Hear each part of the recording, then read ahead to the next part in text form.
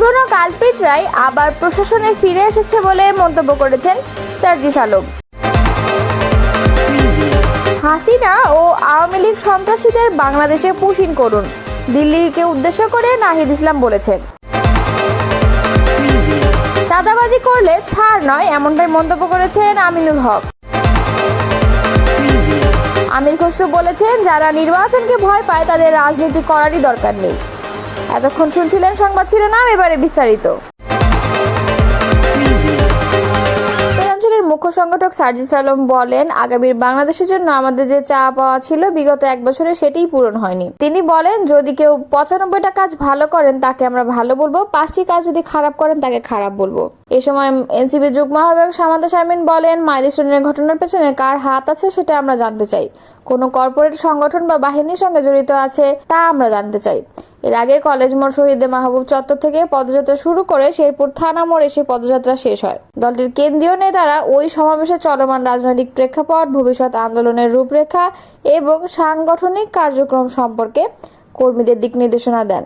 তাদের আগমনকে ঘিরে জেলা এনসিপি ও অঙ্গ সংগঠনের নেতা কর্মীদের মধ্যে ব্যাপক উৎসাহ উদ্দীপনা তৈরি হয়েছে। সমাবেশকে ঘিরে প্রশাসনের পক্ষ থেকে কঠোর নিরাপত্তা ব্যবস্থা গ্রহণ করা হয়।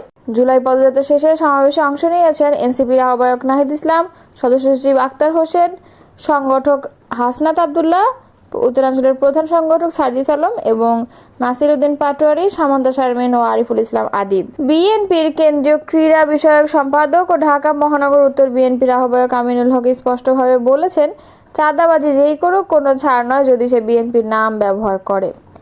রোববার দুপুরে রাজধানীর মিরপুর 10 নম্বর হোপ মার্কেট ব্যবসায়ীদের উদ্যোগে আয়োজিত এক মত বিনিময় সভায় তিনি কথা বলেন।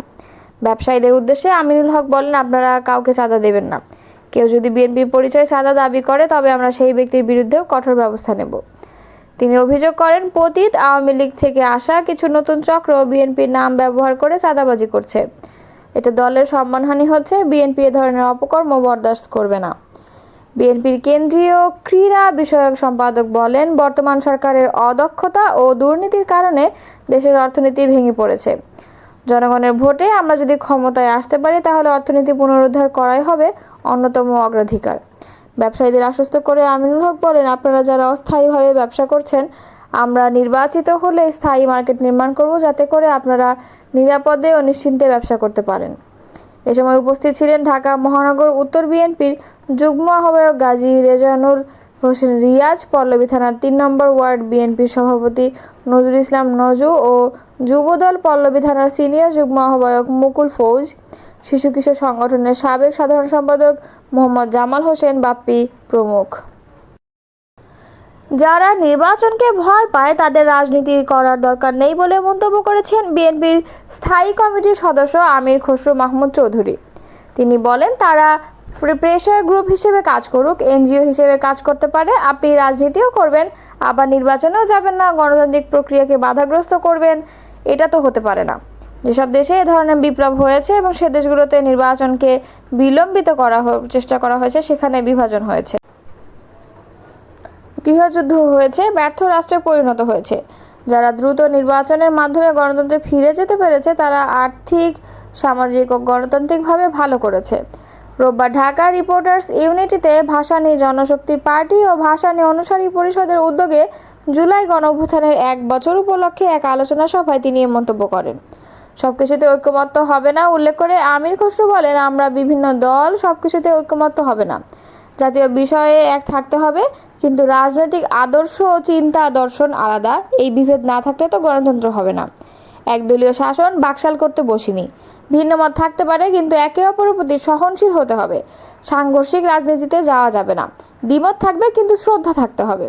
খসরু বলেন, শেখ হাসিনা পালিয়ে যাওয়ার পর বাংলাদেশের মানুষের মনস্তত্ত্বে পরিবর্তন এসেছে। যেসব দল ও ব্যক্তি এই পরিবর্তনকে বুঝতে পারছে না তাদের কোনো রাজনৈতিক ভবিষ্যৎ নেই। পরিবর্তন মানুষকে সঙ্গে নিয়ে আনতে হবে।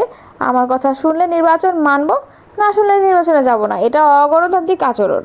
গণতন্ত্রের কথা বলে গণতন্ত্রকে ধ্বংস করার প্রক্রিয়া। শেখ হাসিনাও যা বলতেন তাই মানতে হতো, আমাদের কোনো অধিকার ছিল না। সভায় আরও বক্তব্য দেন জাতীয় পার্টির চেয়ারম্যান মোস্তফা জামাল হায়দার, গণফোরামের ভারপ্রাপ্ত সভাপতি সুব্রত চৌধুরী, নাগরিক ঐক্যের সাধারণ সম্পাদক শহীদুল্লাহ কায়সার, ভাসানী অনুসারী পরিষদের আহ্বায়ক শেখ রফিকুল ইসলাম বাবলু প্রমুখ। জাতীয় নাগরিক পার্টির উত্তরাঞ্চলের মুখ্য সংগঠক সার্জিস আলম বলেছেন, যাদের বিরুদ্ধে আমরা একদিন রাস্তায় নেমেছিলাম, দুর্ভাগ্যজনকভাবে তারাই আবার ফিরে এসেছে রাষ্ট্রের গুরুত্বপূর্ণ সিস্টেমে। আজ রোববার বিকেলে শেরপুরের থানা মোড় এলাকায় আয়োজিত পথসভায় সার্জিস আলম এ মন্তব্য করেন। তিনি বলেন, বাংলাদেশের প্রতিটি সিস্টেমে একসময় ধান্দাবাজ, দুর্নীতিবাজ এবং সুবিধাবাদী গোষ্ঠীর দখলে ছিল। অভ্যুত্থান পরবর্তী সময়ে তাদের বিরুদ্ধে কঠোর ব্যবস্থা নেওয়ার কথা থাকলেও তা বাস্তবায়িত হয়নি। এখন দেখা যাচ্ছে সেই পুরনো কালপিটরাই নতুন রূপে আবার প্রশাসনের বিভিন্ন স্তরে ফিরে এসেছে। এনসিপির এই নেতা বলেন, ভূমি অফিস থেকে সদর হাসপাতাল, থানা থেকে পৌরসভা, প্রতিটি জায়গায় কিছু লোক এখনো আছে যারা জনগণের সেবক না হয়ে শোষক হয়ে উঠেছে। তিনি বলেন, আমরা সেই প্রতিরোধের রাজনীতি করি, যারা দেশ ও জনগণের স্বার্থে ক্ষতিকর তাদের মুখোশ টেনে ফেলাই আমাদের লক্ষ্য। সার্জিস আলম বলেন, আমরা আর কাউকে অন্ধভাবে পীর মানব না। কেউ ভালো করলে বলবো ভালো, কিন্তু খারাপ করলে সে যেই হোক তার বিরুদ্ধেও আমরা কথা বলবো। আমাদের বিবেক আমরা আর দল, মার্কা, গোষ্ঠী কিংবা প্রতিষ্ঠানের কাছে বন্ধক রাখবো না। পুশিন ইস্যুতে ভারত সরকারের প্রতি আহ্বান জানিয়ে এনসিপির আহ্বায়ক নাহিদ ইসলাম বলেন, পুশিন করতে হলে আওয়ামী লীগের সন্ত্রাসীদের করুন, শেখ হাসিনাকে করুন, সাধারণ জনগণকে সীমান্ত দিয়ে ঠেলে দেওয়া চলবে না। পথসভায় নাহিদ বলেন, কোটা সংস্কার আন্দোলন থেকে যেন গণ অভ্যুত্থান শুরু হয়েছিল, তাতে স্বৈরাচারী শেখ হাসিনা দেশ ছেড়ে দিল্লিতে পালিয়ে যান। এখন দিল্লি আওয়ামী লীগের শত শত সন্ত্রাসীকে আশ্রয় দিয়েছে, অথচ শেরপুর সহ বিভিন্ন সীমান্ত দিয়ে প্রতিনিয়ত সাধারণ জনগণকে বাংলাদেশে পুশিন করার চেষ্টা চলছে। তিনি আরও বলেন, আমরা ভারত সরকারকে স্পষ্টভাবে জানিয়েছি, সীমান্তে কোনো পুশিন ও হত্যাকাণ্ড মেনে নেওয়া হবে না। নাহিদ ইসলাম বলেন, গণ অভ্যুত্থানের 1 বছর পেরিয়ে গেলেও শেখ হাসিনা ও আওয়ামী লীগের কারো বিরুদ্ধে এখনও কোনো দৃশ্যমান বিচার হয়নি, বরং আওয়ামী লীগের দোসররা প্রশাসনের বিভিন্ন স্তরে ঘাপটি মেরে বসে আছে। তিনি বলেন, আমরা গোপালগঞ্জে দেখেছি কিভাবে সন্ত্রাসীরা ছোবল মারতে চেয়েছিল। আমরা স্পষ্ট করে বলে দিয়েছি, শুধু গোপালগঞ্জ নয়, বাংলাদেশে কোথাও মুজিববাদকে দাঁড়াতে দেব না। এনসিপির আহ্বায়ক বলেন, যারা এখনও প্রশাসন ও পুলিশ বাহিনীতে থেকে আওয়ামী লীগের হয়ে কাজ করছেন, তাদের আওয়ামী লীগের সন্ত্রাসীদের ও এমপিদের প্রশ্রয় দিচ্ছেন, তাদের বিরুদ্ধেও দুর্বার আন্দোলন গড়ে তোলা হবে। পথসভায় সভাপতিত্ব করেন শেরপুর জেলা এনসিপির প্রধান সমন্বয়কারী মোহাম্মদ লিখন। সভায় আরও বক্তব্য দেন দলের দক্ষিণাঞ্চলের মুখ্য সংগঠক হাসনাত আবদুল্লাহ, সিনিয়র যুগ্ম আহ্বায়ক সামান্তা শারমিন ও যুবশক্তির সদস্য সচিব জাহিদুল ইসলাম। পথসভার আগে শেরপুর সরকারি কলেজের সামনের সড়কে জুলাই গণঅভ্যুত্থানের শহীদ মাহবুব চত্বর থেকে পদযাত্রা শুরু করা হয়। পদযাত্রাটি শহরের প্রধান সড়ক প্রদক্ষিণ করে থানা মোড়ে পথসভাস্থলে গিয়ে শেষ হয়। পথসভা শেষে কেন্দ্রীয় নেতারা জামালপুরের উদ্দেশ্যে যাত্রা করেন।